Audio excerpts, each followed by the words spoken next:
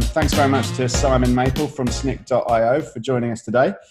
Snyk is, well, I'm sure Simon will tell us later, but in my limited understanding of how these things work, Snyk is a tool which sits in your CI/CD pipeline and gives you information about common vulnerabilities in your dependencies in all your different projects.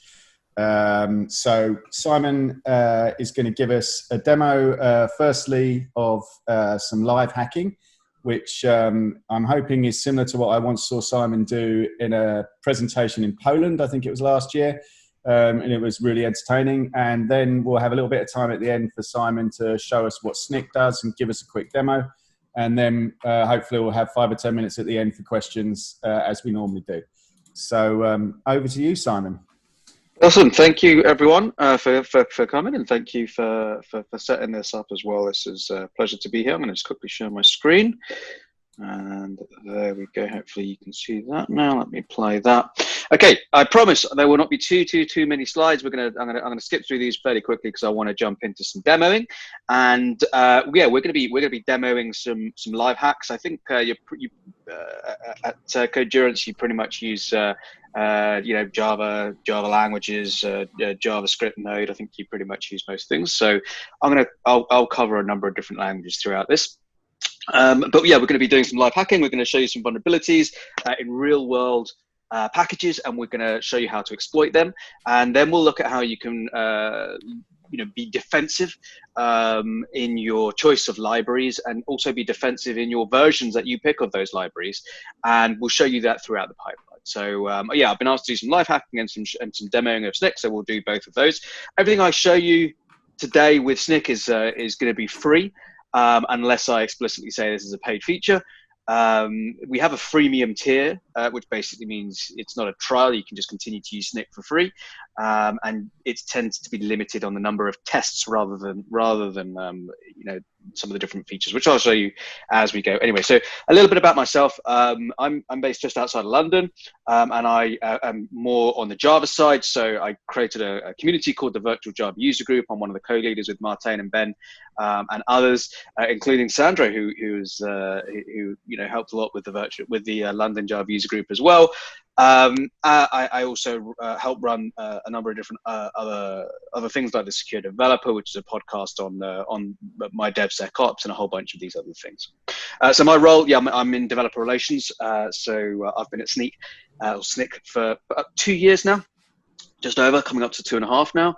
Before that, I was at a company called Zero Turnaround for about 5 or so years. Before that, I was at IBM for just under 12 years, being mostly engineering, middleware engineering. But then towards the end of that, I started getting into technical evangelism when I realized my speaking was probably just shaded my coding.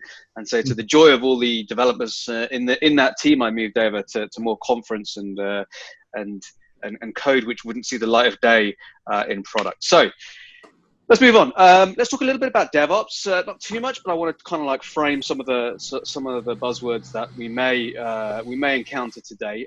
So DevOps, yeah, okay. A lot of people use DevOps these days. The reason is we want to deliver much faster and much more, I guess, conveniently, but you know, provide that predictability in our pipeline. So we you know, many people do DevOps in different ways, but the ultimate goal is to really be able to push to production much quicker from having written that code, and also to be able to push in smaller increments. So we do that, but when we perform something like DevOps, or something that allows us to push to production quickly, we miss a whole bunch of things which have been more traditionally single moments of time testing. And by that, you know, you're really looking at audit style tests, like maybe some audit security, or maybe a big performance test, or maybe a big system test. You know, these are kind of things that have been done and are more suited to maybe in my IBM days of 10 years ago, when we were delivering every 2 years. Or 2 to 3 years. And in fact, you could, without much pain, do these kind of tests every couple of years and it not really impact someone. But now when we're delivering quickly, how do we push that back? And that's where this amazing buzzword called DevSecOps comes in, where DevOps seemed to take off. So the security folks said, hey, why don't we stick Sec in the middle? And we got DevSecOps. And what it stands for really is to try and include security into that sped up flow. So when you push code through to production, how can you include security testing through that? How can you test maybe incrementally, but typically the delta of what is being pushed, both in your code as well as third-party code, as well as config, as well as everything else.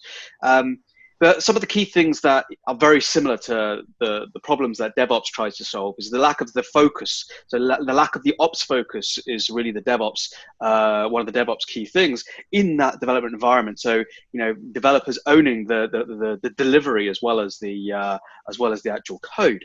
So really trying to de-silo that expertise and have that focus throughout the pipeline.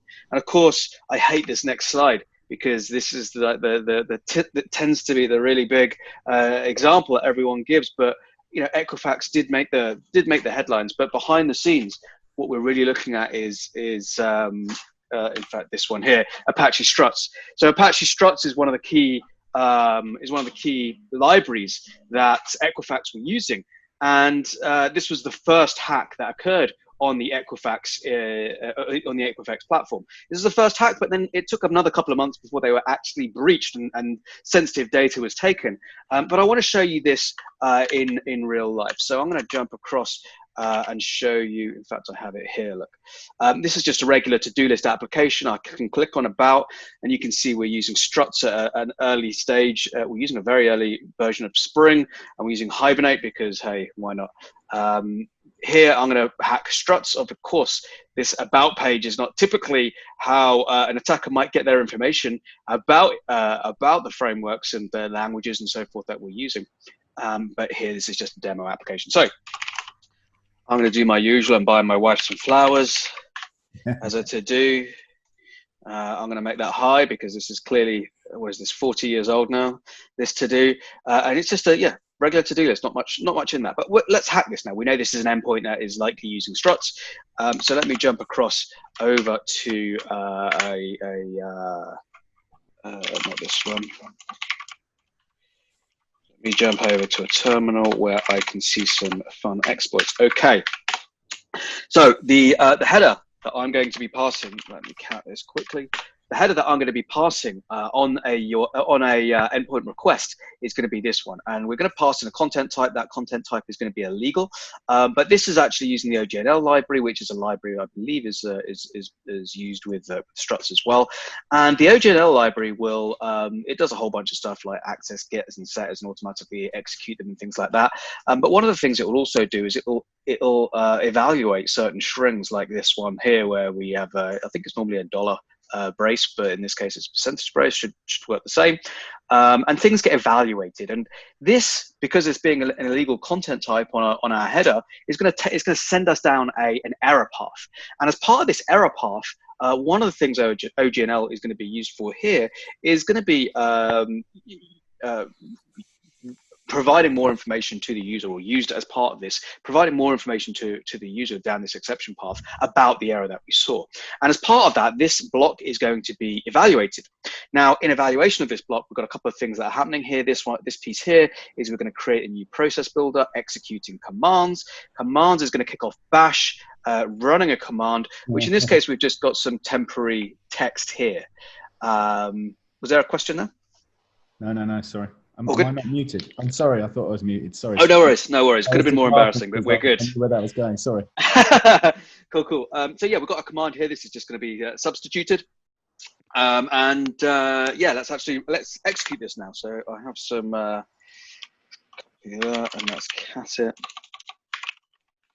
And let's grab one of these to save my typing. So what we're going to do is we're going to cat. Whoops.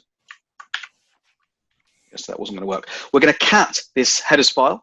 We're going to do a substitution of this command placeholder with an env command, which should show us environment variables. And we're going to curl that against an endpoint. We're not going to do that on localhost because that's not running locally. It is, in fact, running on my Heroku instance here. I'm going to grab this URL, come back, and paste that there. Okay, so now we're going to try and run env on this Heroku instance just by hitting the home page. So we run that, and there we go. There's the environment variables of that Heroku machine. Sometimes there's more information there than at other times, but we can see some stuff here. We can see some path information, maybe see what's installed. But at this stage, we can run whatever we want, right? We can cut some files, we can execute some things. It really also depends on the permissions that this server is running on, because we're running underneath this user. So this is running as root. We'll have root permission. Similarly, if it's running under a user which doesn't have those kind of permissions, then we're going to be very limited in what we can do. So that was the first hack that occurred on Equifax, and of course a little bit later the breach happened, and the rest is history. So one of the things that we really want to think about here when we're creating our applications, and I know from the craftsman movement, one of the big things that we think about is really not about pulling in huge libraries and huge amounts of code that we don't need to, but typically applications will tend to look like this, whereby we have a small amount of code, and that amount of code is in our IDEs, and we write that. Our apps feel small. But if we are pulling in more and more libraries and more dependencies, then our app that we actually go ahead and deploy is actually going to be much, much greater.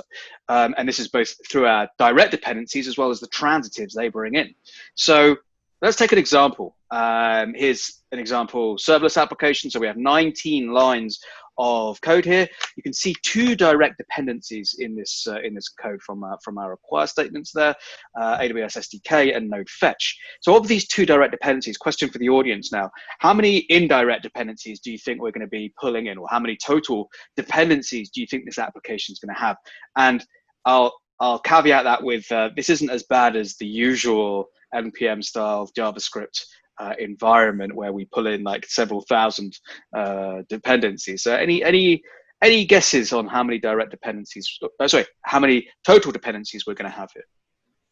250. 250. Any other guesses? Yeah, I was going to say it's in the hundreds. It's in the hundreds. This is actually not. This one's a really good one. In fact, 19. Typically, yeah, you only 19. You would normally get a lot more than that, but this is this is fairly straightforward. And there's probably in this case, because it's the AWS SDK, there's probably a bunch of other dependencies that will kind of get bundled in later. But this one, yeah, just 19. Now the big question: how many lines of code are we deploying? What is our application that we're actually going to deploy? So 19 lines of code in our IDE. How many lines of code in our total application? This one's always tens of thousands. Tens of thousands. Any increase on tens of thousands? Hundreds of thousands. How about almost 200,000 lines of code? So this is a really crucial thing, whereby yes, loads of those aren't going to be used, but some of them will. Many of them will. And when we think about our application, we need to think about not just the 19 lines of code that exist in our IDE. It's everything that we ship, both from not just a security point of view, but just a general maintenance point of view. Okay, when we think about direct versus indirect dependencies and where vulnerabilities exist between them, it depends on your language, really, but those that are more akin to having big dependency graphs, particularly NPM, you see many more vulnerabilities that exist in the indirect or transitive dependencies. These, as a general rule of thumb, are less likely to be exploitable because they're further away from the code that you are writing, and as a result, less chance of you maybe going through a higher percentage of those, but very, very general rule of thumb. But yeah, you can see just by the sheer numbers of indirect dependencies that we pull in, that there's bound to be a good number of dependencies through there. A couple of other things like who's responsible for security, which tends to be developers. This is actually through a poll that we ran. Even developers will mostly responding to this poll. And yeah, developers saying they are the ones that are responsible. And largely this is because developers write the code, developers fix the bugs that come through the code, not just functional bugs, but any kind of bugs that another test team will tend to come in. So who's responsible for security? Well, we have to be responsible for our own decisions when we try and pull in different libraries and different dependencies. We need to recognize, not just from a security point of view, but recognize, is the health of this library good? Is the security profile of this library good? What else is this pulling in? Do I really need this library, or is there something I can do myself if it's like a one-liner or something like that, which we've seen many instances of. So I don't want to do too many more slides. What have we got? A couple more. So when we think about DevSecOps, when we think about pulling security into our existing pipeline, what does that mean? Well, I'll talk a little bit, perhaps in the second half, maybe a little bit. I'll probably leave about 20 minutes or so for the Snyk stuff. But in this case, we can see Snyk in different stages. Exactly right, as we were talking before about Snyk being very applicable in the CI/CD pipeline. You know, it's close to production. We can see the app that we're actually going to be pushing there. Let's test that before we push it through. And if there are any surprises there, particularly from a security point of view, we have the option, if we choose to stop that build and stop it going through to production. But there's a lot we can also test earlier, and we can find these things as we're writing them in our IDEs, as we're pushing it to a repo, you know, on a CLI. There's loads of different places in which we can actually run these tests. And the key thing is they're quick. Right, they're really quick. We're not looking at source code. We care from a Snyk SCA point of view. We care about your dependency graph and the dependencies that you're pulling in only. So we don't get that from your code. We get that from your manifest files, your POM XMLs, your package JSONs, that kind of thing. Okay, let's do some hacking. Fill up a slides. No one likes slides really. Let's jump over and let's show you a new application. This is a Node application. It's just a regular Goof TODO, so I can do things like let's buy some milk. Let's buy something really important these days, particularly let's buy some alcohol. Very, very essential in lockdown. Oh, that doesn't look like it's bolded. That's interesting. Let's do some beer then. Maybe beer will be. Did that wrong? Oh, look at that. We're ready to do doubles. There we go. Okay, so if you do doubles, you get some kind of markdown as well. So there's a number of things here that we can do here. We also have an about page. Oh, get out of the way. Huh? Was that always there? Surely not. Simon, if you hit the little green button to maximize the browser window, then that'll. Oh, there we go. Normally that's really weird. Normally that disappears. There we go. Thank you. So if I click about, there we go. We can see an about page as well. So a very, very functional application here. So what I'm going to do is I'm going to go into Snyk just to scan this first, and then we can see some of the vulnerabilities that we'll then explore. So I've already logged in. I've got an account, which basically means I've logged into my my federated my GitHub login, and from here I can see my dashboard. I can see a bunch of projects that I've already imported. I can see integrations which allow me to import different projects from different places. We kind of like enjoy doing things in the source control space, so we can connect to GitHub or pretty much, well, they're all Git repos really. Container registries, so we can scan GitHub images, Docker images and things like that. Kubernetes, we have CI, we have IDE plugins, and a whole bunch of other things. So here I'm just going to connect to GitHub. I'm going to go into SJ Maple, and let's pull in Goof. This is the one that we just showed you, that Goof application. So we're importing this project and adding it to the dashboard. So if I was to view that log, this has already been tested now, and we already have the project created. So you can see the test lasts literally, you know, a couple of seconds or so. So very, very easy to put into a pipeline. We've found the package JSON, so you recognize this as a JavaScript project. I can view that project, and you'll see a number of things straight away here. So let's go through some of these. First of all, 408 dependencies. So I can click on my dependency tree, and you can see exactly what's in your application. So you can see your bill of materials, as it were, as to what's contained in this application. I can choose to view all dependencies or just those with vulnerabilities, and you can see the tree. So I can see from my Goof application at version 003, I have a direct dependency of body parser. No vulnerabilities there, but it has a dependency on QS at 224, which has a high SEV vulnerability. So you can see where in your dependency tree the vulnerabilities exist. One of the other things that we showed here is the number of vulnerabilities and the number of paths. And the difference there is we're saying there are 45 unique vulnerabilities. Now, unique vulnerability is a specific vulnerability potentially with the CV number, but this is exposed through 78 different paths in our dependency tree. So let me give an example of this. Debug here, version 220 is exposed here and here and here and here. So these are multiple paths, but one vulnerability. And similarly, MS, which is a dependency of debug, is equally used in each of these. So these are many, one vulnerability with many paths going through it. And this is important because when we want to fix these vulnerabilities, you fix them by fixing all paths. That's how we can kind of plug the gap. Okay, what else can we see here? We can see this is the source is GitHub, so we can fix this directly through GitHub if we wanted to. We have a remediation panel which allows us to see which vulnerabilities we can fix by targeting a certain package or a certain library.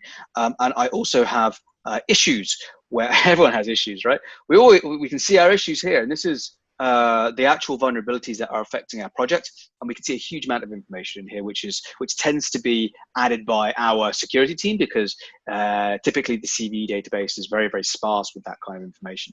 You can see what's vulnerable, where it's being introduced into our application, whether there's an exploit which is known, whether it's reachable, where it's fixed.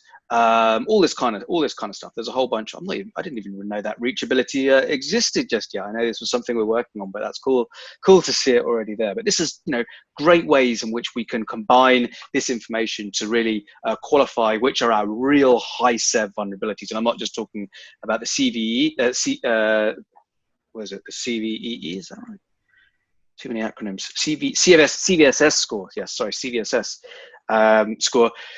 It's also about whether there's an exploit available, whether we're actually reaching this code through our dependency tree via our code. So let me take you through a couple of issues. We'll talk about a couple of issues and then we'll try and hack them. So first one I want to talk to you about is a directory traversal. So this directory traversal is in the ST package, which is a package that serves static content. It's a direct dependency of ours. I can fix this vulnerability because we can see it's fixed in 0.25. So if I click fix this vulnerability, it's going to quickly run that test again against my repo to make sure that we're currently at that level, a version that has that vulnerability in it. We still are, so this is nicely checked here. And now I'm going to click open a fixed pull request. And what this is going to do is it's going to update from version 0.24 up to the minimum version required to eliminate that vulnerability. So in this case, it's going to be 0.25. If ST was a transitive dependency, we would work out what version that needs to be in the transitive version and work out what version that relates to and add direct. So our direct is the one that pulls in our transitives, obviously. So which direct do we need to pull in to update the transitive? Okay, this normally takes not that long, so I'm not sure what's happening here. We'll come back to that in a second, but there we go. If I click on files changed, you'll be able to see, this is a nice simple one. We go from 0.24 to 0.25, very, very straightforward. But I'm not going to merge that. So this directory traversal is still a vulnerability that exists in this application. So from what I've shown you already, yes, this is an interactive session. But what I've shown you already about this application, how do you think we would, actually no, I'm jumping the gun. First of all, who can tell me on the call what a directory traversal vulnerability is? Anyone has seen one or played with one or anything like that so far?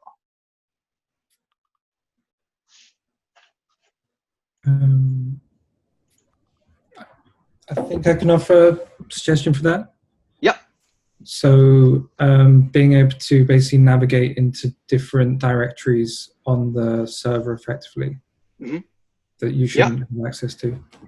Yeah, absolutely. So we're in a directory, potentially given access to that directory as a reasonable example. How do we then break free of that directory to maybe jump into a directory that we shouldn't have access to? So what can we see that we have already shown you in this to do application, which is vulnerable? Any can thoughts? You do a similar thing to traverse up the directory tree into the root, something like that? In which? So were we looking at this app? Yeah. So you're going to type something into that box, right? Yeah, I can do, or I can do something else. Or you can change the headers, or I suppose it depends what code gets executed when you click the about link. An upload a file. Yes, the upload of file is actually a different vulnerability, so we're not going to cover that one this time around. But you're right. This, we essentially want to do break out of a directory, and if I grab this and spin through, let's do it from here. Let's curl this URL. You can see we're in the about HTML, but with this is being served from the public directory, right? So we can do a directory traversal here. So what would you suggest as a directory traversal here? Can you do / / to go up one? Yeah, we can actually just, it's probably easier to do instead of about that. If you do that, then that's going to go up one folder, up one directory. So a / like this? Yeah. No, single // isn't it? Single / no, dot is the same. Double dot's the parent. Okay, parent is what I meant. You know I'm useless at Bash. Cool. Okay, so we try this. And we jump back to the homepage because you can see here's our buy milk and so forth. We jump back to the homepage because ST is a reasonable library that recognizes a / is a directory traversal. So it is purposefully looking for a / here. Any way which we can do this differently. We're on the right track. Oh, Unicode folder directly. So we can do a URL encoding. So let's try this. So %2e there is a dot. So obviously this is going to be still a // So we try this, and we have performed a directory traversal. So there is a public directory. So so what has effectively happened is there's obviously an allows and a blocks list here. We have blocked the // in the ST directory, but as a result, things that represent a dot, like a %2e, will still be allowed through. And this is also one of the reasons I didn't just use a terminal because it looks cooler, but I did this because if I use a browser, the browser will turn the %2e. In fact, let's try it. The browser will turn the %2e back into a dot, and it would actually send that over to the remote server. So if I do a %2e here, I would actually get back to the home page. Okay, so there's some information here. What would you do as think about it as an attacker? What kind of things would you try and do? Let's have a play. This is in a Docker container, by the way, so I can happily do anything I want here. What would you think about doing as an attacker now? Should we see if we can go up further potentially? Mm-hmm. Okay.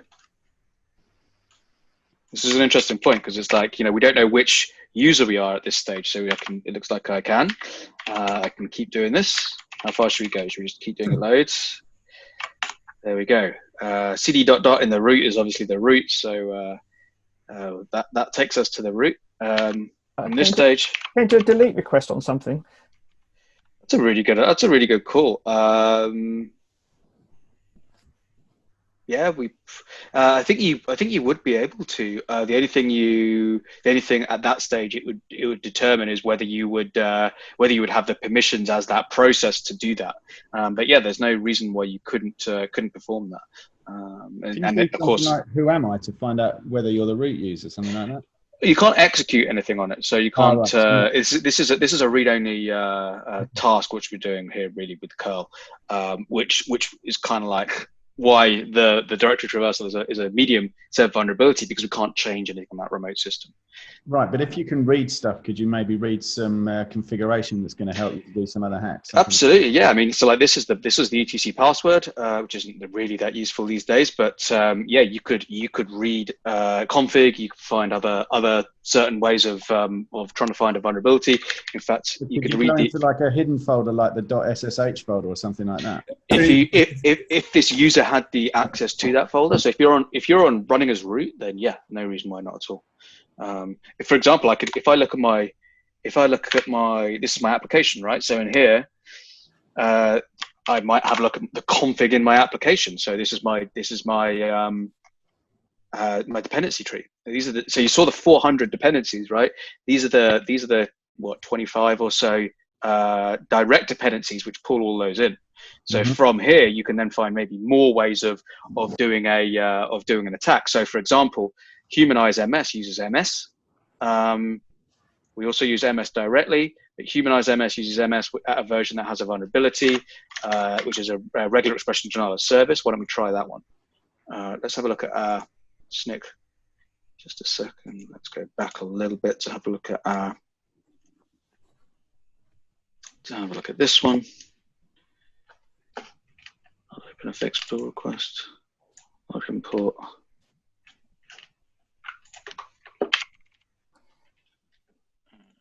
Java Goof, this one. Okay, so here, if I was to look at something like MS, we have a regular expression denial of service. There's a number of these in here. One of them being MS. There we go, MS, introduced through Humanize. This is fixed in version 071, which incidentally, we're pulling in at version directly, but through a transitive, we are actually exposing the regular expression denial of service. Again, this is fairly straightforward to kind of fix. We upgrade to a very minor upgrade, and in fact, there's a really good question in here from Christopher as well that I'll address, which is that Dependabot does not wait and just raises the pull request and marks it as a security issue. This is a really there's two kind of ways that you can do this, and obviously different tools that you can use to do this as well. And one of the ways is just kind of like leave the application until a known security bug comes along, and then you fix when that security bug comes along. Another way is to actually try and keep as up to date as you can, and you can also do that within Snyk. So you can actually just say, send me a pull request every single time there is a new version here, and that'll send a pull request directly to your repo. So you can do exactly the same thing in Snyk. And in fact, I think we actually delay by, I'm not sure how long it is. I think it's maybe a day or two, just because if there's a malicious version, we want to make sure that there's no issues with that latest version, so we don't break your app straight away, or allow you to pull something in without it having a day or so to actually stay in. So I think there's an amount of time or a number of hours which we tend to wait before sending that out. So yeah, good question. And the 140%, yeah, something added up to 140%. There was a multiple choice as to who was responsible for security. And typically when someone puts too many answers or too few answers, it typically means no one's actually ending up responsible for security. But yeah, really, really good points. Okay, so let's do a regular expression denial of service. And this is a really interesting vulnerability that allows us, using regular expressions, to cause a denial of service because the regular expression engine, and this very much depends on how the regular expression engine is developed, but sometimes because the regular expression engine needs to take so many steps to go through all of the different permutations of a regular expression to see if a pattern matches, that it actually it basically just hangs there. So let me give you a quick example. Have I got that running here? Let me no, not ST, I want MS. There we go. Okay, so what I'm going to do is I'm going to type MS. Let's type MS1 just so I can like that. There we go. I'm going to just send something quickly to my endpoint. That. So I'm going to call mom in 20 minutes, and I'm going to send this across just as an HTTP request to my local host. So I send that. The in 20 minutes here is something that is being parsed, and that is being parsed so that it recognizes it as a time. And the MS library is something that takes that text and turns it into a number of milliseconds. And all we're doing in this case is just, if I go back to my Goof TODO, all we're doing here is just taking that number of milliseconds and representing it here, in this case, just putting it back to 20M. But you can do this, obviously, much more richer things like, for example, let's set a notification, or let's set a reminder, or something like that if we want. So let's go back, actually. One of the things I wanted to show you is how regular expression denial of service tends to work. And again, this depends on this, whether a library uses this kind of backtracking algorithms or not. But let me provide a fairly straightforward regular expression here, and provide you a string like this. What we're going to see is we recognize straight away that this is going to match. We don't know how it's going to match. It could perform all of the number of B's here and match this just with the B+. it might do half of them with a B+ and then use the star to get a second B+. That would be a bit weird, but it could do it. If we added a C here, we know we can't match. But some regular expression algorithms will say, I'm going to match the A with one single B+. I'm going to match all my Bs. I can't match that C, so perhaps I'll only match those Bs with the B+, and then using the star, I'll match this last B with a second B+, and it still can't match the C. So it then does the same thing, but backtracks a little bit further and tries to continue different permutations of how it can match. And this is fine while the string's small, but as soon as the string starts getting much bigger, the exponential growth of the number of total steps increases. And this is what causes us a catastrophic backtracking should this number get quite large. Again, this isn't the case for all regular expression engines. It's just those that perform in this, or that work in this style. So let's perform a hack here.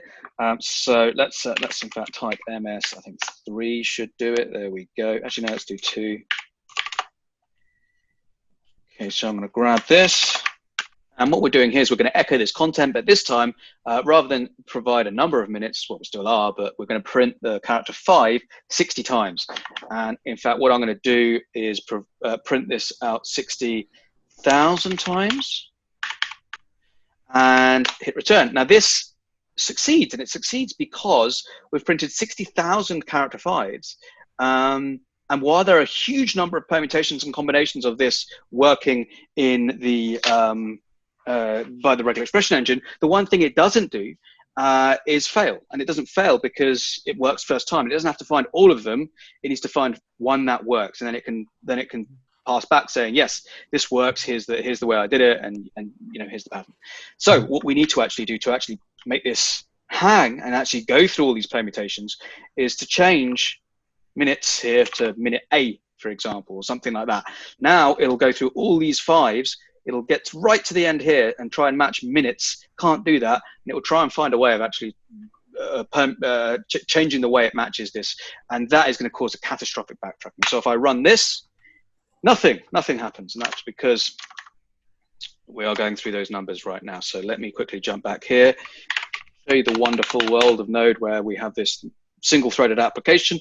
But in not too many seconds now, this is going to come back, and it's going to come back once perhaps the request has failed, it's timed out, perhaps we've exhausted all the number of combinations. In this case, if I was to add another 0 there, this would carry on going past the day, and this provides us with this denial of service. Okay, I've got about 20 minutes left, so what I'm going to do is I'm going to jump back, and maybe we can do a hack a little bit later as well. But I'm going to jump back to, oh, that's interesting, where's my, there. I'm going to jump back and talk a little bit about how we add something like Snyk or another tool into our pipeline, and what we can, the type of testing we can do. So on the left hand side here, coding. This is like earliest form of feedback that we can provide, and how can we do this. So let's see, what have I got? I've got nothing open. Okay, let's go to Visual Studio Code. So Visual Studio Code, for example, we have a plugin. Where is it there? We have a plugin. There we go. And this plugin will automatically annotate any line of code here that we have, which is Node or JavaScript or whatever, that has a vulnerability. So in this case, I can't actually select it. Whoops. I can't actually select it because it's not part of the code, but we can see we have a number of vulnerabilities in each of these. This is a great way of, from a developer, recognizing that they have vulnerabilities that they can fix, and from here you can go to a quick fix, and you can either learn more about that vulnerability, and it will just take you to the to Snyk's open source vulnerability. Oops. Over here, Snyk's vulnerability database, which will tell you about all the vulnerabilities that exist against that package version, or I can just go ahead and say what version should I be working at. So fix vulns. This will look at the direct vulnerabilities, at the transitive, the indirect vulnerabilities, and provide me with the possible remediation that will eliminate those vulnerabilities.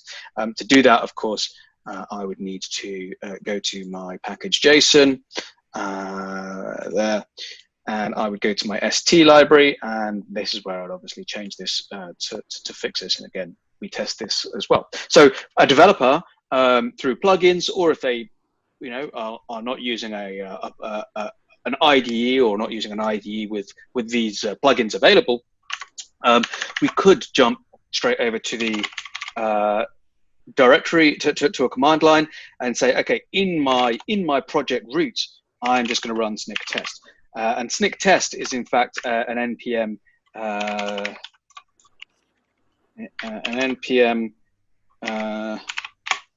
package, which I would simply, I'm not sure if the minus G is there actually, or between npm and install, can't remember, but I would just run that command to install Snyk as an npm package on my environment. And then if I was to type Snyk test, sync. Oh, for a second, I tell you, I would run that, and it's going to effectively run the same thing, but it's going to run it against you know, the application that I actually have locally on my machine. So it'll recognize the dependency tree that's actually being used here. So here, you know, you can see issues that don't have a direct upgrade or patch, those that have patches that you can apply, or those that have upgrades that are available. So yeah, very, very similar kind of output that you would get. So from a developer point of view, you can do that. And again, you know, there's Eclipse plugins, there's IntelliJ plugins, and other things as well. Or there's the command line interface if you prefer.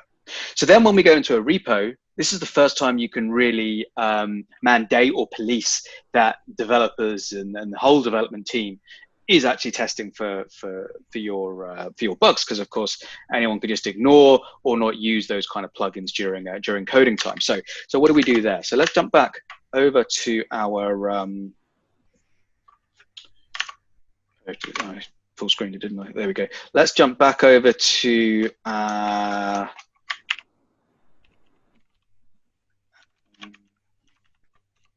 repo. Let's grab one of any pull request that we just, I don't know, Mongoose from 424 to 425. Here, what we can see is the vulnerability that we're fixing, and also we can see that we're testing against pull requests. And what this is doing, this is really important. And there is a paid thing that is happening here as well. Everything is free apart from this license piece, which is on the paid plan, but you can add GitHub testing here as well for free. This allows us to find if there have been any new vulnerabilities, new known vulnerabilities in our dependency tree that we are introducing as a result of this pull request. So in this case, yes, we are updating a direct dependency, and it's only a minor upgrade.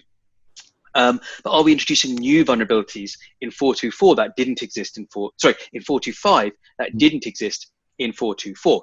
If we are, or if the license has changed, or if that pulls in further transitives that have issues, we would be told about that here. And at this stage, we can determine whether we should merge or not merge, or even mandate that you can't merge if it's maybe a high sev or something like that. So, you know, we can kind of police that for the first time against a repo when, you know, developers may or may not test earlier. Okay, so that's kind of like repo. Then when we go to CI/CD, there are a number of plugins that you can use, whether you're using Jenkins or whether you're using, you know, whatever, TeamCity, whatever you choose to use. There are a number of available plugins that we offer through their marketplaces, where you can effectively run the same thing, and you'll have nice little clickable stuff that will suggest whether you break a build on a high sev or a medium sev or whatever you choose. But if for those who, you know, maybe prefer a lighter CI/CD system, or want to, or aren't running on a supported CI where we don't have a plugin, you can also do something called a Snyk monitor. And a monitor does two things. First of all, it'll run Snyk test, and it'll turn that into a snapshot. So it'll run everything that I've literally just shown you, and it turns that into a snapshot, which it puts up on sec. It's on my other machine. There we go. Sorry, it was on my other monitor. It'll take a snapshot, which we can see the source is now CI, or CLI, should I say. And this will provide us with all the same vulnerabilities against that application, that built application. And yeah, we can now test, future tests can use this as a snapshot and see if we've regressed, and perhaps only fail to build, if we've regressed based on our previous build and so forth. So this is a great way of doing, effectively what the CI plugin will do, but at a more granular level with all the CLI flags and options that you have there as well. And then finally, when we push into production, we can think about monitoring. And when we want to monitor, it's really about what happens when we test. What happens when when we test during the pipeline, there are no vulnerabilities, but one day later, a new vulnerability comes out when we're already in production, or a new vulnerability is found, in an existing package that we use, or perhaps we're going to production with a vulnerability that doesn't have a fix, and all of a sudden, the author of one of the libraries that has that vulnerability pushes a new fixed version out. How can we consume that? So in our pull requests, if I was to click on that and pick a little bit older one, I've got an embarrassingly long list of pull requests here, but this is an intentionally vulnerable application, so I can't really, it'd be a really terrible demo if I did actually merge these, because I wouldn't have any more vulnerabilities. But yeah, here's something called Snyk update, and this is our automatic testing. And this is the second thing that happens when you run a Snyk monitor. It'll add it to the dashboard, and as a result, we'll test it we'll test it nightly.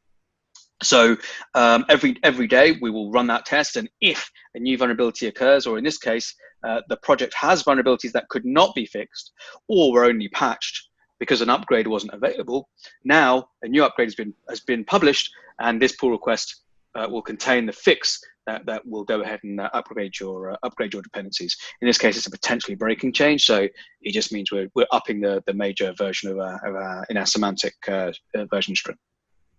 So this is the more automatic pull request that is created as and when a new fix is available for us.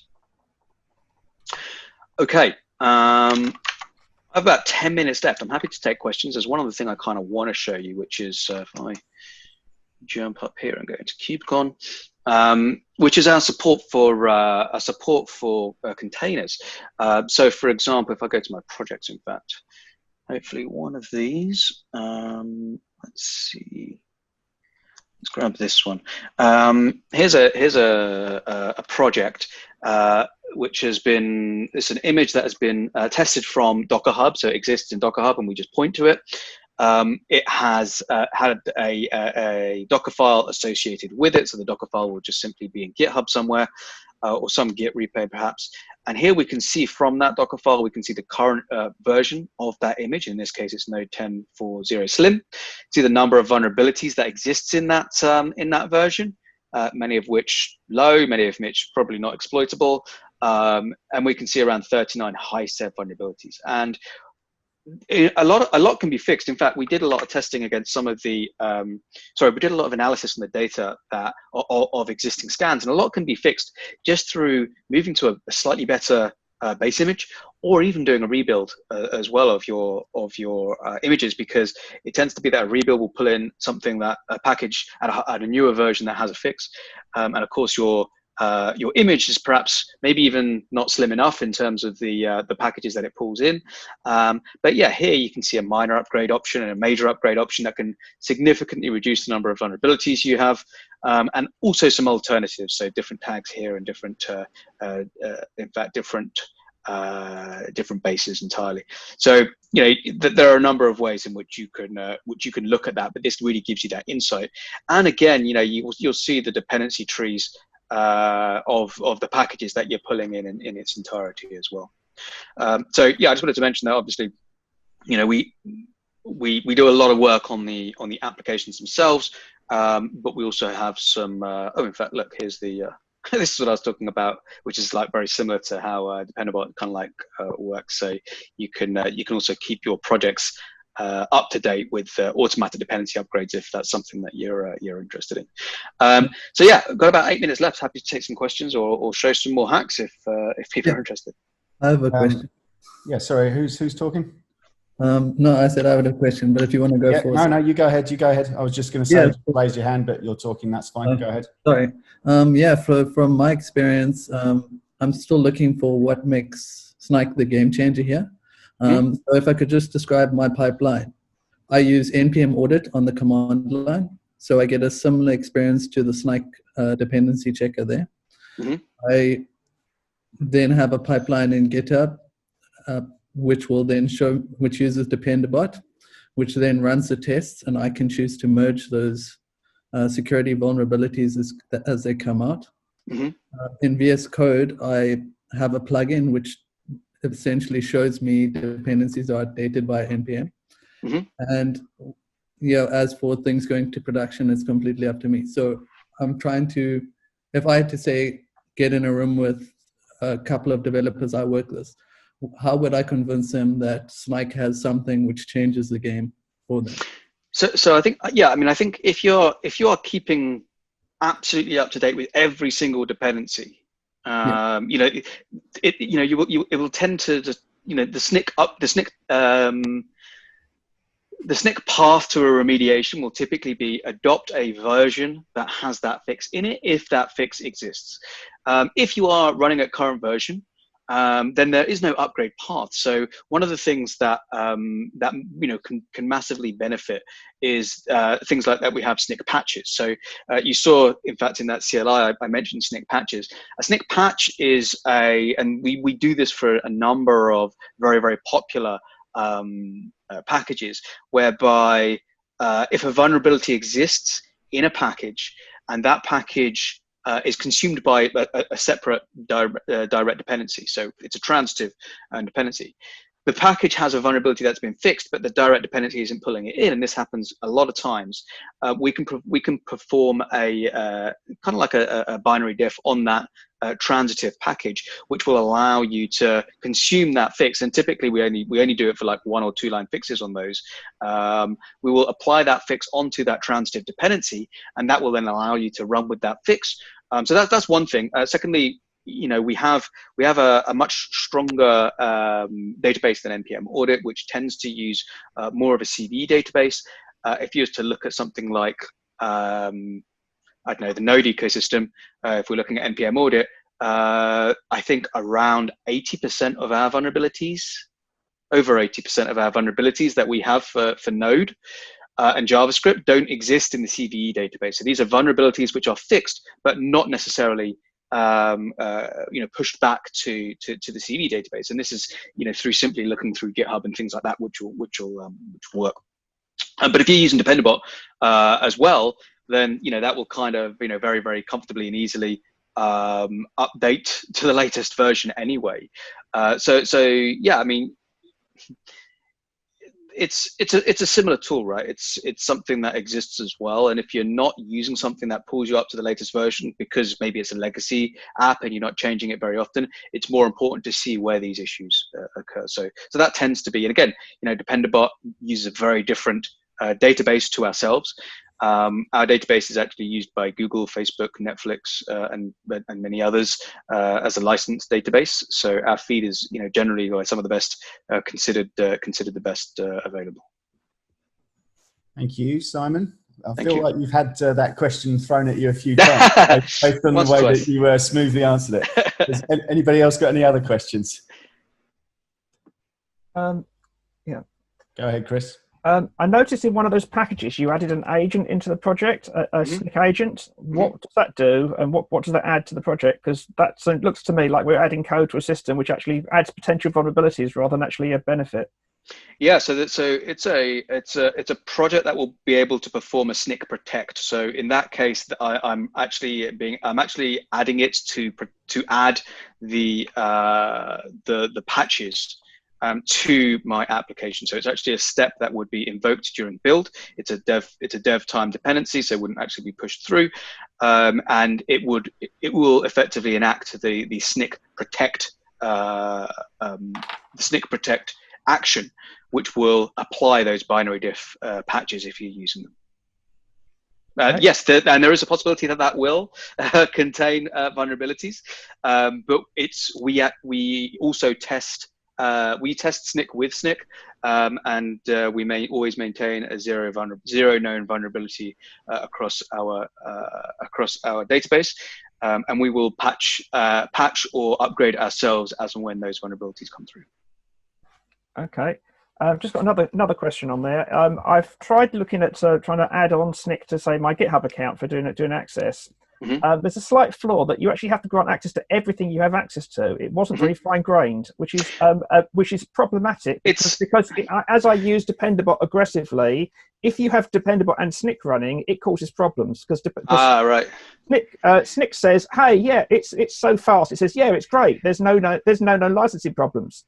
And then suddenly my builds have merged. So I've actually had to turn off Snyk on large amounts of systems because it doesn't play nice with Dependabot, and you can't fine-grain control it down to, I don't want it to be on there. So that would be a nice totally. And this is really sad because this is something we can't really control because it's not an option for us to kind of like do that. Oh, yes, it is. Other people do it. Oh, that's interesting. You can say when you sign up, restrict it to these things. You have access to it on GitHub. Other people do it. You don't. Okay, let me take that back to the team because from what I understood, that was not something that we could do. I'll take that back and see if we can look into that. Chris, can I just clarify what you were asking there? So you're saying that when you attach Snyk to your Git repo, you either have to expose all of your repos or you have to. If you attach it to your account, your GitHub account, you have to actually grant access to every single GitHub repo you have access to. And I had to say no on that. I was trying to experiment on a smaller scale, and I couldn't because I'm on client site and I have access to, well, technically, because you've got your personal stuff and you've got the client stuff attached to the same account. So you want to say basically attach it to my personal stuff, but not to the client stuff. Yes, something like that. But it would only obviously test and run against those repos that you would actually pull in, right? It starts looking. I didn't actually get as far as it. It just said, "Oh, I want to look at everything." It says it's going to look at everything on the screen, so I immediately said no and stopped. Okay, so it wouldn't actually do anything. So when I went to the integrations and I then added a repo, that's when we start adding stuff to that repo. That's not what the text says on the screen to start with. So I hit stop at that point because. Okay, I will double check that and see, just make sure if our messaging needs to change. But it would be really nice to actually have it finer grain control because. Great. I've got no doubt Simon will get back to us on that in the next few days. Yeah. Okay. Anybody got any more questions? Feels like not. Okay. I know that other people have got other meetings to go to, and people tend to start dropping off the call at this point. So let me just say, Simon, that was fantastic. Even though I've even seen that talk before live, it's great to see that live hacking demo again. I think that's brilliant. So thanks very much. Jazz hands means thank you on these calls. So thank you very much. Thank you.